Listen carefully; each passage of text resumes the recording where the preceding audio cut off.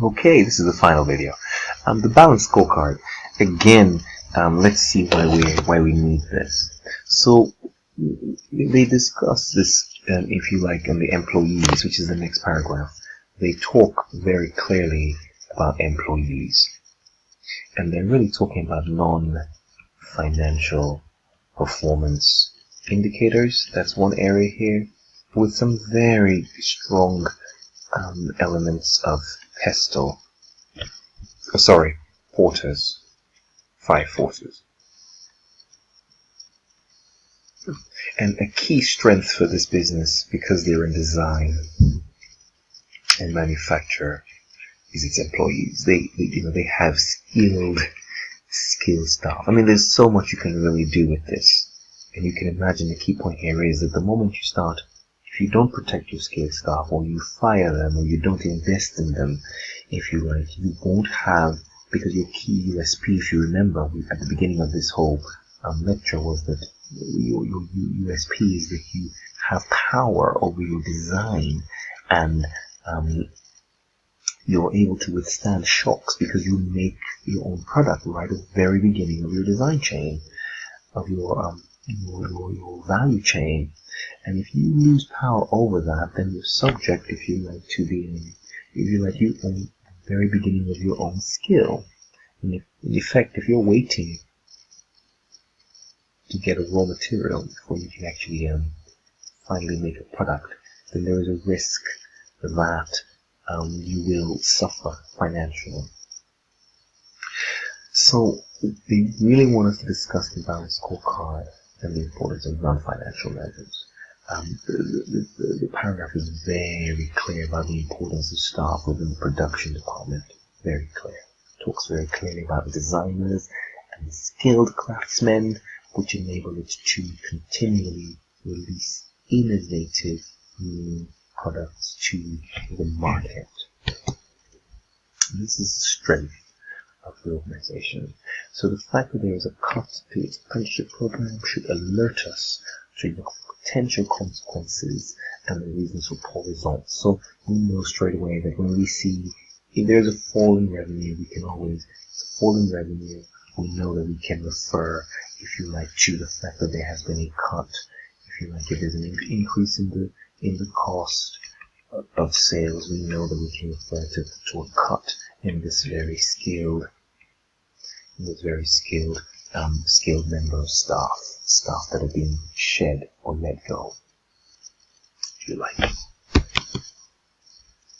Again, we're very clear that there are two clear markets here. There are the model and toy market versus the board games. We're not talking about the board games now with this whole design. Remember, otherwise the games are just made in India for the board games, but in terms of production. But here, Rawhide's USP is its model market, and it is under threat by these actions. So yes, because of the nature of the product, expansion via e-commerce is good, but there are consequences for not having experienced staff to speak to. So it talks about going very much e-commerce based. This is not a bad thing, but because, as you can imagine, these are unique products, it's still good to have someone on ground to speak to. Again, really important to measure the employee satisfaction. So Jane is coming in to do something progressive and something good. She wants to ask questions about the level of workload, employee survey, if you like. So all this is very much, again, the balanced scorecard, written by Kaplan and Norton. Again, learning and growth. This is also part of the learning and growth area of the balanced scorecard. If the employee is happy, you have an improvement overall in our financial bottom line. Our financial ratios will be healthier. Then she moves to talk about, they move to talk about customers, right? So we're also trying to measure all out of the balanced scorecard again, customer loyalty, what are the repeat sales, engagement with customers, how do we improve and leverage the customer service. Again, all this has come like a balanced scorecard. So we're very, very aware that customer satisfaction is key to success.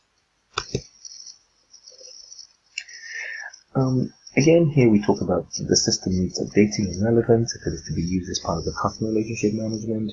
That's good. Yes, so the key point here is that we want to make sure that customers are happy, if you like. So it's really making customers alert to where they are along the chart, right? So for example, you ordered a product and you're aware of what's happening, and you know you'll almost be able to track the system and know when your product is finally delivered to you. Just by giving customers a smooth and positive experience. So yes, of course, this all goes in trying to make or give that advantage of enabling a good customer process. Finally, financial statements. I might actually make one more video after this. When you have to calculate, please, here you must go in knowing clearly what these days are, and you must, of course, go in and just make sure you're totally happy with this. And let's even discuss these ratios. Here's the gross profit margin right now for the company they're buying. That's the operating margin, return on capital employed. If you like, the current ratio, quick ratio, inventory days. You can see how big that is, 85 days. This is to do with the board games.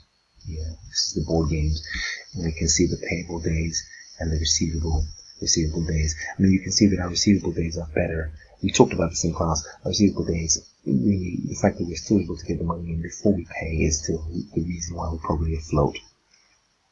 And so overall, we have an operating cycle of 78 days, which is inventory days plus receivable days minus payable days.